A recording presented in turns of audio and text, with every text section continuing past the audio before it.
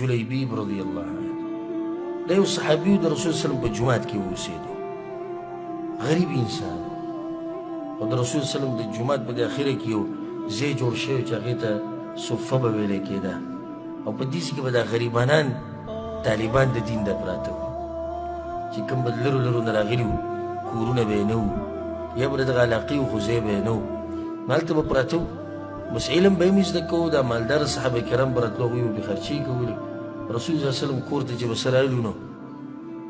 رسول صلی الله علیه وسلم به هغوی ته آواز وکړو یو په هغو کې ابو هریره رضی الله عنه هغه هم د دې غریبانانو سره ناست غټ غټ صحابه کرام او غټ مجاهدین ګوره په دغه ځای کې پاتې شوي دي په دغه مدرسه کې د رسول الله صلی الله علیه وسلم سره د هغه غربت چې کوم په هغوی باندې و یو په هغو کې جلیبیب رضی الله عنه نسب نه سخت کمزوری انسان او د مخ نه هم بدرنګه و او د باډۍ نه چیت و چې ورک غونته کې انسان و په دې خلکو کې ورک په دې و چې مالداره نه و ښایسته نه و نسب یې نه و مشهور نه و و د رسول صلی په جومات کې پروت و د هغه په شاګردانو کې و علم به یې زده کوو بیا به ځان له ناست و یو ورځ ورته رسول صلی وویل جلیبیب ووی واده نه کړې هغه وویل یا رسول الله واده موږ سره څوک واده کړي لا مال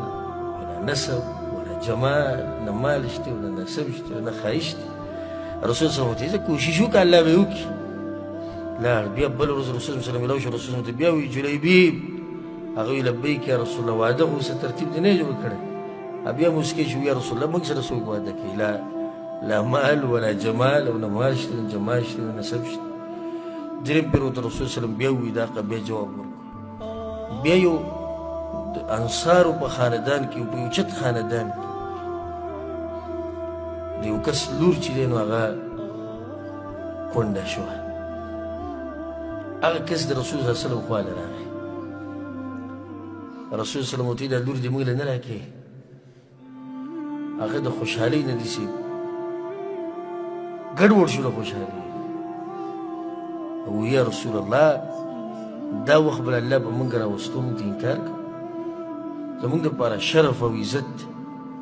چې ته زموږ لور غواړې رسول صلی الله علیه وسلم ګوره ځان دپاره نه غواړه دغه جلیبیب دپاره غواړه هغه جلیبیب زه کور کې مشوره کوم لاړ جلیبیب رسول صلی الله علیه وسلم ته وی یا رسول الله دې خلکو ته مه وایه رسول صلی الله علیه وسلم ته یې ولې وی ما به کاسد ومومي سپک به مې ومومي دا خلک رښتې نه کوي ما سره رسول صلی الله علیه وسلم ته وی ولکنک عند الله لست بکاسد د الله په نسبت ته سپک نه یې ته خو ډېر دروند انسان یې اوچت انسان معیار خو دا نه دی چې خلک ستا باره کې څه وایي غټه خبره دا ده چې الله ستا باره کې څه وایي الله خو دې ته نه ګوري حدیث کې راغلي چې الله نه مال ته ګوري او نه نسب ته ګوري او نه جمال ته ګوري الله ګوري عمل او زړه ته ګوري چې کور ته ورغی کور کې خبرې وکړو رسول صلی الله علیه وسلم ستا د لور غواړي هغه خوشحاله شو وایي ته لا ما پسې تپوس ته ورکړی به دی وایي ځان لی نه غواړي جلیبیب لی غواړي وایي جلیبیب لی غواړي دې پسې پلانې راغلی موږ نه ده ورکړي اوچت اوچت خاندان والا خلک راغلي نن جلیبیب له دا موږ ورکوو دا لور هوښیاره وه هغې ورته اواز وکړ ورته ویې وایي څوک ما غواړي د جلیبیب لپاره وایي پیغمبر صلی الله علیه وسلم وایي پیغمبر خو ما نشي ضایع کولی تاسو د پیغمبر د خبرې نه مخکې کېږئ چې هغه ما جلیبیب له غواړي نو خو دې کې به خیر وي د هغوی د زړه ته هم دا خبره کوشو لاړ پلار یې په رسول صلی الله علیه وسلم پسې یا رسول الله موږ راضي یو رسول صلی الله علیه وسلم د جلیبیب دپاره واده وکړو او د اوچت خاندان کې یو ښایسته جنۍ چې خلکو به د هغې ارمان کوو هغې ورته واده کړه بیا دعا وکړه الله سبحانه وتعالی ته وایي یا الله رسول صلی الله علیه وسلم وایي یا الله په ده باندې دا رزق څومره ووروي او دا ژوند وله پراخه کړه سخت خوشحاله و جلیبیب رضی الله عنه سخت خوشحاله و خو یو څو ورځې نه وي تېرې چې د احد د غزا اعلان وشو ملګري وګرځي صحابه کرام بعض پکې شهیدان و بعض زخمیان و یا رسول الله پلانې زخمي دی پلانې مړ دی هغه ویل یا رسول الله پلانې نشتي بیا ورته رسول صلی الله علیه وسلم وویل نور څوک خو نه دي ورک کنه وی یا رسول الله پلانې او پلانې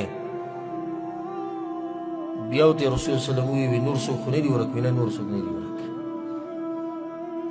د جلیبیب نوم یې پکې وانغست ما تاسو ته وویل دا پټ انسان او ځکه حدیث کې راځي چې ان الله يحب العبد التقي الخفي النقي د الله تقوادار انسان خوښي چې زړه یې پاک وي او داسې ورک غوندې کړي چا ته خپل عبادتونه نه راښکاره کوي نه چاته دا خبره ښیي چې زه اوچت تقوادار یم او زه دا کوم دا داسې ورک غوندې کړي معامله یې ټوله د الله سره د جلیبي معامله د الله سره دوی دې خبرو هم نه دي هغه د الله په لار کې ځان خاورې کړی دوی دې خبرو هم نه دي رسول صلی الله علیه وسلم یاد کړو خلقو که اگر که نه دی یاد کړی خو اشرف المخلوقات سید الاولین والآخرین هغه یې تذکره وکړه ولکني افقد جلیبیبه جلیبیب نشتی وی د ټولو کې دلته د جلیبیب رضی الله عنه نوم یاد وګرځئ پسې کوم ځای کې هغه وایي چې دوی پسې وګرځېدو وایي د احد د میدان نه بهر ولګي رسول صلی الله علیه وسلم ته آواز وکړو یا رسول الله دی وایي چې کله پیغمبر صلی الله علیه وسلم ورغی فوجده إلى جنب 7 قد قتلهم ثم قتلوه نو ده په خوا کې اووه کافران مرداران پراته وو رسول الله صلی الله علیه وسلم راغی او د ده د جسم سره خوا کې ودرېد او په سترګو کې اوښکې راغلې او دی وویل قتل 7 ثم قتلوه اووه کسان یې مردار کړي دي وي بیا یې دی وژلی دی هذا مني وانا من دې زما نه دی او زه د ده نه یم هذا مني وانا من دې زما نه دی او زه د ده نه یم صحابه کرام وی فوضعه على ساعديه هر سړي خپل مړی راوچت کړی و هر سړي خپل خپلوان راوچت کړي و کوم چې شهیدان شوي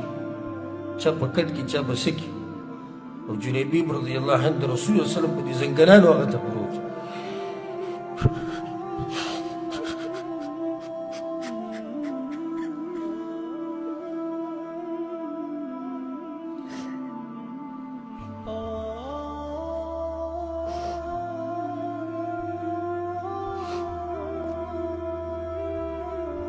جلیبیب رضی الله عنه د رسول صلی الله علیه وسلم زنګنانو د هغه په مټو کې ليس له الا ساعداء النبي صلی الله علیه وسلم رسول صلی الله علیه وسلم دغه جنب د خپلو لاسونو کې نیولی فحفر له ووضع في قبره قبر وکنستی شو د خښولو پورې رسول صلی الله علیه وسلم په خپل غېږ کې نیولی او دا خبره به یې کوله وي دې زما نه دی او زه دلته نه یم دې زما نه دی او زه دلته نه یم رسول صلی الله علیه وسلم ته د هغه ایمان معلوم و د هغه تقوا د هغه دفاع د اسلام د هغه جوش د هغه جذبه ځکه زه تاسو ته دا وایم چې همیشه کوشش دا کوئ چې د الله په نظر کې درانه شي ډېر خلک داسې دي چې په دنیا کې ورک دي څوک یې نه پېژني خو په اسمانونو کې معروف دي جلیبیب رضی الله عنه اگر که د ملګرو په منځ کې ورک خو په اسمانونو کې ډېر مشهور او معروف پیغمبر صلی الله علیه وسلم پېژند او ډېر خلک داسې دي چې په ځمکه باندې مشهور دي په اسمانونو کې ورک دي ځان په هغه خلکو کې شمار کوي چې په ځمکه د خیر د ستا تذکره ونه شي د سر دې څوک تا پېژني نه خو چې په اسمان کې معروف ملایک دې پېژني کله چې یونس علیه السلام د مهي په خېټه کې اواز وکړو لا اله الا انت سبحانك اني كنت من الظالمين نو ملائکو ویل یا الله دا اواز اشنا دی خو د ناشنا ځای نه راځي چې دا ګوره څوک ته وایي نه پېژنو ځکه چې اواز د لرې نه راځو وګوره معروف دی وي اواز څه دی اشنا دی خو دا ځای د ناشنا راځي الله ورته وایي زما بنده دی یونس د مهي خېټې ته مې ګزار کړی دی ملایکو ورله سپاره شو وی الله ده خو به پلانی کار کوو ده به پلانی کار کوو موږ به تا ته دا عمل راخېجو دا به راخېجو ملایکو په منځ کې مشهورو سپارش وکړو الله تعالی د مهي د خېټې نه راوویست خو ډېر داسې دي چې په ځمکه کې معروف دي او چرچي دي او دروز او درز او شور او شغرب او پلانی او علانې او ملک صاحب او خان صاحب او مالدار او زورور او نسب والا او ښایسته او مشهور او په اسمانونو کې د هغه سره تذکیر